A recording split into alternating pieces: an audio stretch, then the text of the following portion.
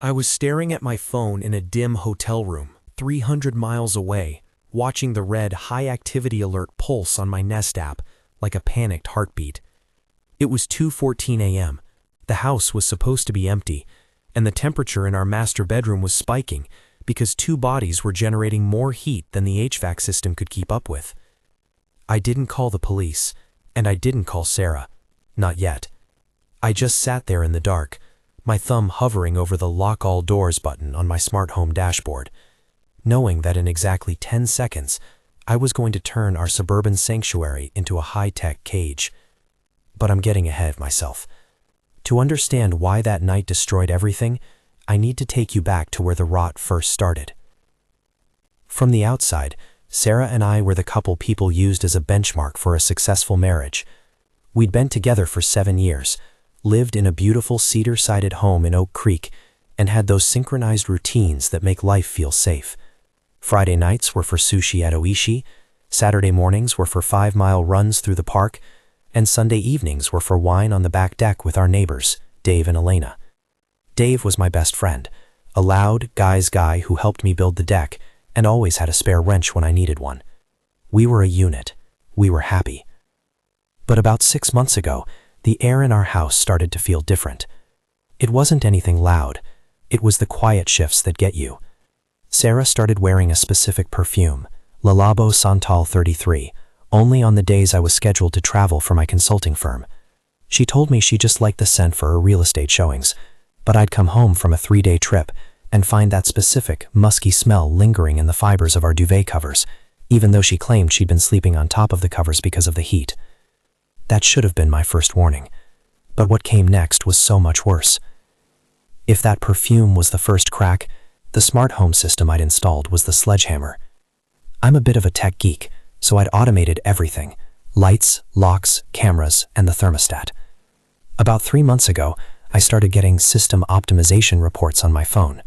The Nest was confused. It kept flagging high-activity events in the master bedroom between 11 p.m. and 1 a.m. on Tuesday nights, the nights I was always in Chicago or Detroit. Now, Sarah is a runner, but she isn't a workout at midnight kind of person. I asked her about it once, trying to keep my voice casual while we were eating breakfast.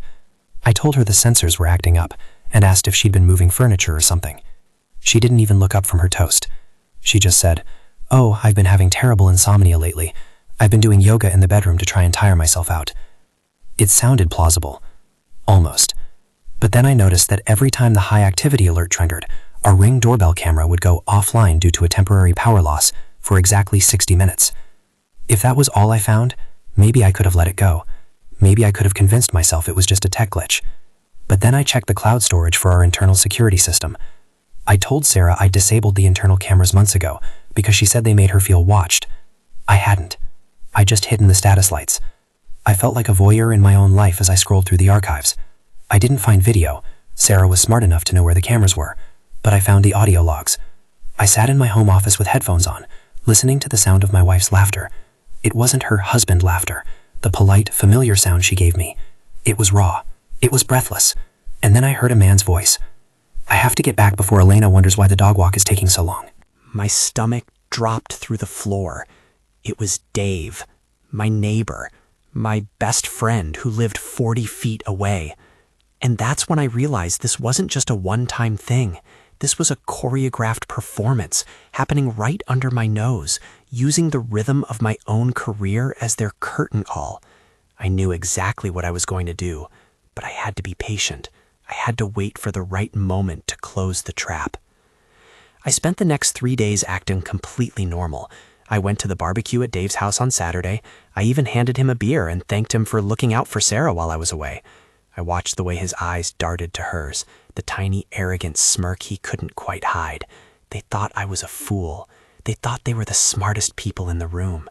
She had no idea what was coming. The plan was simple. I told Sarah I had an emergency trip to San Francisco. 4 days, no exceptions. I saw the flash of excitement in her eyes before she masked it with a pouty, "Oh, honey, I'll miss you." I drove to the airport, parked my car, and then took an Uber to a cheap motel 3 towns over. I didn't need a flight. I just needed to be gone. I spent the evening watching the dashboard of my house on my tablet. 10 p.m., Sarah sets the alarm to home mode. 11:15 p.m., the side door lock is opened using the manual thumb turn. 11:20 p.m., the master bedroom thermostat starts to climb. I waited. I wanted them to be comfortable. I wanted them to be in the middle of it. At 1:30 a.m., I made my move. Using the admin override on my smart home hub, I re-enabled the internal sirens, but I kept them silent for now. Then I initiated a security lockdown. This was a feature I'd custom programmed for home invasions. It didn't just lock the doors. It engaged the electronic deadbolts on the side door and the front door, and it disabled the manual release handles. It also rolled down the motorized hurricane shutters I'd installed on the first floor windows last year. In 10 seconds, my house became a vault. Then I turned on the two-way audio in the master bedroom. I could hear them. They were talking quietly, the sound of rustling sheets punctuated by Dave's low chuckle. I took a deep breath, my heart hammering against my ribs so hard it hurt. I hit the talk button. "The temperature is getting a little high in there, don't you think, Dave?" The silence that followed was absolute. It was the kind of silence that feels heavy, like it's pressing against your eardrums. I watched the movement sensor on the app. They'd frozen. "Mark?" Sarah's voice was a high-pitched, thin wire of terror. "Mark, where are you? What's happening?" "I'm exactly where you think I am, Sarah." My voice eerily calm, even to my own ears. "I'm watching the sensors. I'm watching the heat signature of my best friend in my bed. You know, Dave, I always told you that Santal 33 perfume was too strong. It lingers. It's hard to get out of the carpets." I heard a thud, Dave jumping out of bed. "Mark, man, listen." "Shut up, Dave," I snapped. The calm was gone, replaced by a cold, sharp edge. "I've locked the house. The shutters are down. The deadbolts are engaged. You're not going anywhere." "You can't do this," Sarah screamed. I heard her running to the bedroom door. She rattled the handle. I'd locked the interior smart handle too. "Mark, open this door right now. This is kidnapping." "It's a security glitch, Sarah," I said. "At least that's what I'll tell the police when they arrive to investigate the intruder the system flagged. Or maybe I should just call Elena. She's right next door. She has a key, doesn't she? Oh wait, I disabled her guest code 10 minutes ago." The payoff was watching the icons on my screen. I could see them moving from room to room through the motion sensors, trying every exit. They were trapped. I kept them like that for 45 minutes. I didn't yell. I just spoke to them through the speakers, describing every piece of evidence I'd found. The audio logs, the power outages on the ring cam, the perfume. I heard Sarah sobbing through the kitchen speaker. She was begging, pleading, telling me it was a mistake, that she was lonely, that Dave had pressured her. Then I heard Dave snap at her, telling her to shut up, that they needed to find a way out before his wife woke up and saw his truck was gone. Their love was evaporating in real time, replaced by the ugly, frantic instinct of two rats in a cage. The emotional climax hit when Dave tried to kick the side door open. I'd reinforced that frame myself 2 years ago. It didn't budge. "Dave," I said, my voice dropping to a whisper, "I'm looking at your truck on the neighbor's camera. If you don't start telling me the truth, the whole truth, about how long this has been happening, I'm going to remote start your truck and honk the horn until Elena comes outside to see who's stealing it." He broke. Right there in my kitchen, trapped behind a locked door with my wife, Dave started talking. He told me everything. It had been 14 months. It started at the neighborhood 4th of July party. He told me about the hotels, the real estate showings, the way they'd laughed at me behind my back. He was crying, his voice cracking as he realized his entire life was about to be leveled. I waited until he finished. I waited until Sarah was so hysterical she couldn't speak. Then I called Elena. I told her to go to her front porch and look at our house. I told her I'd sent a link to her phone, a live feed of our kitchen. I watched on my own screen as she opened the app. I watched her face go from confusion to a mask of pure, agonizing betrayal. She didn't scream.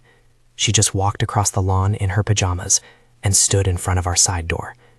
"Open it," Elena said, her voice coming through the doorbell camera. I clicked the unlock all button. The sound of those deadbolts retracting was like a starter pistol. Dave burst out of that door, nearly knocking Elena over, but she didn't even look at him. She looked past him, at Sarah, who was standing in the kitchen doorway wrapped in a robe, her face ruined by tears. The confrontation wasn't loud. It was surgical. Elena didn't swing or scream. She just looked at Sarah and said, "I hope he was worth your house, because he's definitely not keeping mine." Then she turned and walked back to her own home, Dave trailing behind her like a kicked dog, pleading for a chance to explain. I didn't go back that night. I didn't go back for a week. I handled everything through my lawyer. Sarah tried to call me 1,000 times, tried to say that my trapping them was abusive, that she was the victim. But I had the audio of Dave's confession. I had the logs. I had the truth. The aftermath was a whirlwind, but I never felt the sadness I expected. I felt a strange, vibrating strength. I sold the house within 30 days. I didn't want a single brick that had witnessed their betrayal. I took my half of the equity and moved to a high-rise in the city, a place with no neighbors to share wine with, no guys to help with the deck. Dave and Elena are divorced now. I heard Dave is living in a studio apartment about a garage, and Elena kept the house. Sarah moved 2 states away to live with her sister. Every now and then, I'll get a notification on my phone, an old smart home memory, or a prompt to update a password. I just delete them. I'm sitting on my new balcony now, looking at the city lights. It's quiet here. The air doesn't smell like Le Labo Santal 33, and the only activity I have to monitor is my own. You know, people say technology is making us more disconnected, but in my case, it was the only thing that finally showed me the truth. I'm not bitter anymore. I'm just, finally, at peace. And the best part? I'm the only one with the key.